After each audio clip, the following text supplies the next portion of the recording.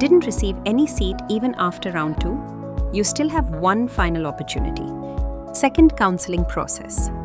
Before proceeding with the second counselling process, candidates should first check the courses and C-DAC centres they are eligible for based on their CCAT rank. Only the courses and centres for which they are eligible will be available for selection during the next choice filling process. Once you've confirmed your eligibility, you'll need to pay the caution deposit to participate in the second counselling process. If a seat is allotted later, this amount is automatically considered your first instalment fee. If no seat is allotted, the amount will be refunded to your original payment method. This choice filling window remains open for 6 days. Arrange the eligible courses and C-DAC centres according to your preference.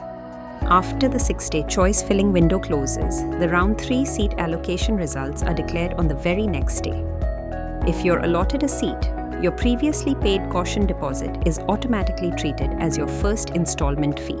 Following the round 3 declaration, candidates are given an 8-day payment window, including the declaration day, to pay the second installment fee and complete their admission. If you still don't receive any seat after round 3, unfortunately, the counselling process concludes there. We wish you the very best for your future endeavours.